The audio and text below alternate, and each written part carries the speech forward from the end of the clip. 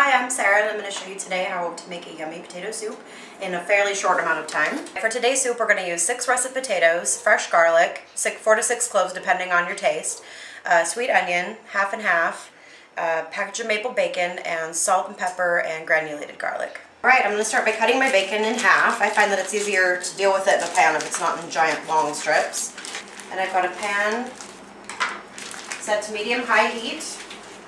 And I throw them in kind of haphazardly. I find that it creates less worry and stress just to throw them in because they're all going to cook up. The shape of them is not important to me. And next I'm going to add onion to the bacon while it's cooking so that it can cook in the yummy juices of the bacon and add the flavor. This is a sweet onion. I'm going to start by just cutting off both ends. And then I cut right into the onion. Give myself an entry point to peel off the outer layer. I don't usually use the outermost layer of actual onion because it's usually pretty tough. Cut it in half. And I'm actually going to leave pretty large pieces because as the soup cooks down, the pieces are going to start to sort of caramelize and melt down in the bacon, and I don't want them to disintegrate by the time the soup is finished cooking. The smaller the piece, the quicker it will cook down into goo. And I'm going to come over and just stir the bacon. I'm just trying to let each piece get face time, equal amount on the bottom of the pan to ensure even cooking, so they'll all be done at the same time.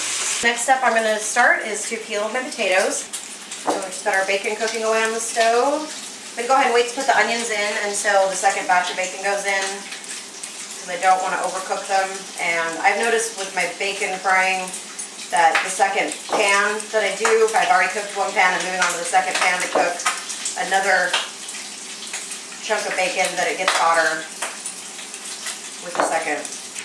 I'm actually going to set this down and check on the bacon. I hear it popping away over here. Depending on the guest that you're cooking for, I personally like my bacon not crispy, but just before crispy, but it really depends on who you're cooking for. I'm going to end up putting this bacon right into the soup, so have it be a little bit chewy and still maintain a little bit of its meat consistency rather than being crunchy. Alright, and back over to peeling. I'm going to use 6 russet baking potatoes today for the soup. You can use red potatoes, white potatoes, whatever you prefer. Russets are really good for baking because they're high starch content. So, even though we're not going to bake them, we're going to put them in the soup, they're still going to maintain a lot of their tough consistency and they're not going to just melt down. Now I'm going to get rid of these onions just into a bowl so I have some more room on my cutting board for the potatoes. I'm going to set these aside until I'm ready to throw them in with the bacon. And I'll move on to slicing up my potatoes.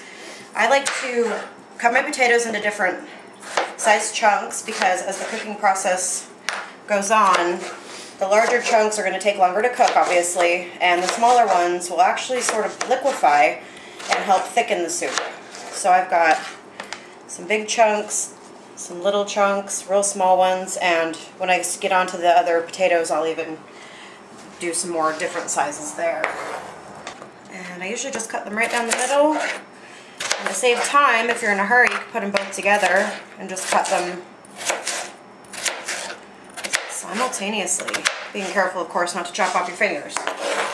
That's the great thing about doing them in different sizes, is this is a quick dinner. You don't have to worry about everything being consistent, perfect. Just give them a rough chop.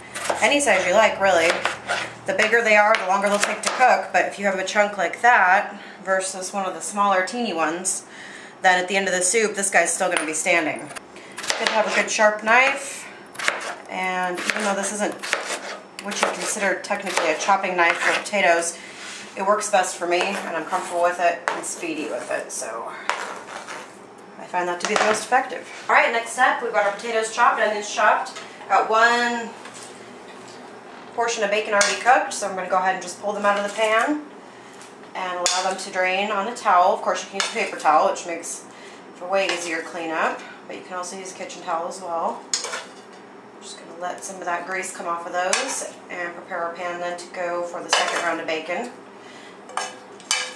And see how the pieces are so small? That's why I like cutting them in half, is because they're so much easier to handle, and then once they're in the soup they'll break down a lot easier. So we'll go back over to the stove and I'll go ahead and break apart my bacon with my hands again and just haphazardly throw them around the pan. I have to be careful more now of grease spatters. I've got a bit of grease build up in the pan from the first batch. I'll need to watch that. Next, I'm going to go ahead and start getting my garlic cut up into small pieces. I don't like to chop garlic, and I was actually given this as a gift. You definitely don't have to use one. It does come in handy. I'm not really sure what it's even called. It's a little gadget where you go ahead and place your garlic into the top of it and run it along a hard, flat surface, and it'll chop it for you. So I'll go ahead and utilize that today. In order to get the garlic ready to go into there, I'm going to break it off with a clove. And the easiest way to manhandle garlic, I swear by this, is to take the flat blade of your knife and just crush the garlic. This will get the skin broken into small enough pieces. Basically, you're weakening the structural integrity of the garlic if you want to get fancy about it. But it really does make a difference in not having to peel garlic. Garlic, of course, is an acquired taste. You can use as little or as much as you like. I like a lot of it. And if you're cooking for folks who don't like garlic, I just would suggest leaving it in large chunks. That way we'll flavor the meal, and you can go ahead and pull it out at the end, or pull it out of their bowl before you serve it to them. I'm going to use a paring knife next to go ahead and get rid of the ends of the garlic. Alright, now we're just left with our garlic cloves. And in order to use this fancy little thingamajig, I'm just going to give these a quick chop in half. It'll make it easier to get them into it. Stick my garlic in the top. There is also a latch on the top that you can press the garlic into, but I find this is easier just to pack it right in. And I'll shut it. And pretty soon we've got, and this just pops right out. Be careful with the blades, but you can go ahead and use your fingers. Clean, of course. Just use your fingers, just go ahead and scrape it out, and you've got wonderfully diced garlic. Check on my bacon.